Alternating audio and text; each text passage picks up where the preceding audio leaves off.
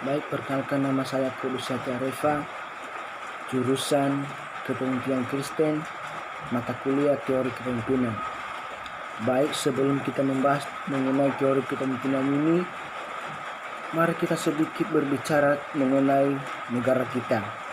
Indonesia sebagai negara Republik Indonesia tentu saja membutuhkan sosok pemimpin.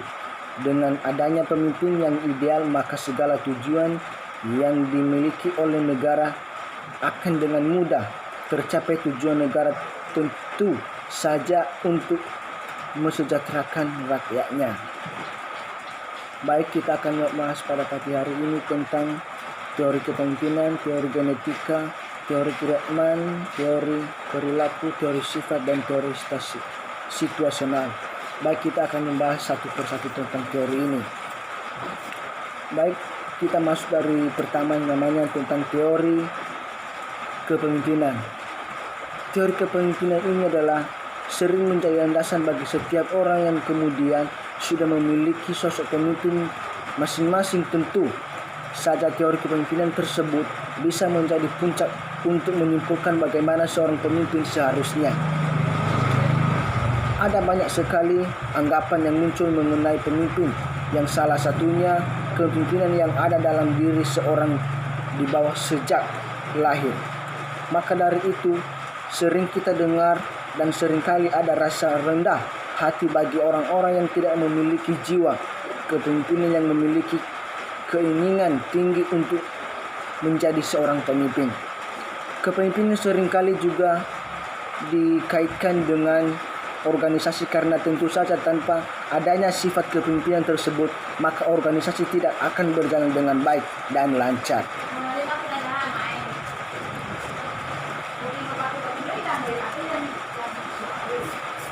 Baik, kita masuk dengan nomor 2 yang namanya teori genetika. Teori genetika ini adalah menurut pandangan dalam kepemimpinan terdapat hubungan antara manusia, yaitu hubungan pemimpin atau hubungan kepatuhan yang pengikut atau bawahan oleh kewajiban seorang pemimpin. Menurut teori genetika, dengan hubungan ini apabila seorang ditakdirkan menjadi seorang pemimpin, terlepas dari perjalanan hidup yang bersangkutan untuk menjalankan fungsi-fungsi kepemimpinannya. Seorang pemimpin dilahirkan dengan membawa bakat untuk memimpin, dan inilah dengan faktor dasar dengan realitas. Baik, langsung nomor 3, penjelasan tentang teori Gradman. Teori Gradman ini didefinisikan sebagai pola terpadu dari karakteristik pribadi yang memfirminkan berbagai perbedaan individual dan efektivitas kepemimpinan yang konsisten di berbagai kelompok dan situasi organisasi. Teori Gradman mengumpulkan beberapa teori, antaranya sebagai berikut. 1. Teori kepemimpinan Gradman adalah teori kepemimpinan yang besar, yang menganggap bahwa kepemimpinan adalah kemampuan yang dilahirkan seorang pemimpin. Teori kepemimpinan Gradman juga disebut teori kepemimpinan ini bahwa orang yang mewarisi sifat-sifat tertentu yang akan membuat mereka lebih cocok untuk memimpin.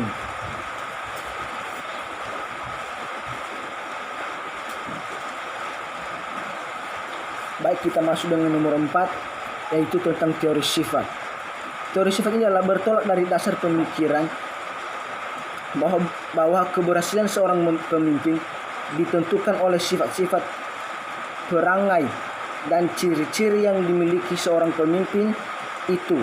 Akan tetapi pemimpin yang efektif dan dengan ciri-ciri pemimpin yang tidak efektif. Seorang pemimpin itu harus memiliki ciri-ciri ideal, diantaranya sebagai berikut. 1. Pengetahuan umum yang luas dan daya ingat yang kuat. Rasionalitas dan objektivitas. Pragmatisme, fleksibilitas, adaptabilitas, dan orientasi masa depan. Yang kedua, sifat inklusif.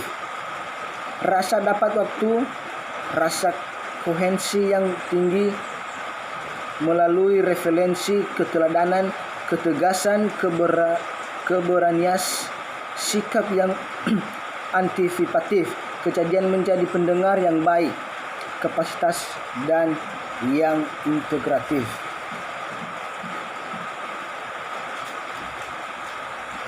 Yang ketiga, teori kepemimpinan kontingensi berfokus pada variabel tertentu yang berkaitan dengan lingkungan yang mungkin menguntungkan gaya kepemimpinannya. Yang kelima, penjelasan tentang teori perilaku. Teori perilaku ini merupakan pengembangan lebih lanjut dari teori perilaku. Berlandasan teori perilaku ini juga merencanakan tentang teori hubungan antara keyakinan dan perilaku, dan antara keyakinan juga menyatakan bahwa sikap terhadap teori normal dan subjektif. Teori perilaku ini juga memiliki 2 poin, yaitu pengertian teori perilaku dan gaya atau perilaku kepemimpinan. Nah, kita akan membahas satu persatu yang namanya tentang teori ini. Kita masuk dalam poin pertama, yaitu pengertian teori perilaku. Sebuah teori perilaku tentang hubungan antara keyakinan dan perilaku menyatakan bahwa sikap terhadap perilaku norma subjektif dan persepsi pengendalian perilaku. Yang kedua, gaya atau perilaku kepemimpinan itu adalah suatu ciri khas perilaku pemimpin dalam menjalankan tugasnya sebagai pemimpin. Baik, kita langsung dalam nomor 6 yang terakhir tentang teori situasional. Teori situasional adalah suatu pendekatan terhadap pemimpin yang menyatakan adalah pemimpin memahami perilakunya, sifat-sifat bawahannya dan situasi sebelum menggunakan gaya kepemimpinan tertentu. Pendekatan ini menyeratkan pemimpin untuk memiliki keterampilan diagnostik dalam perilaku manusia.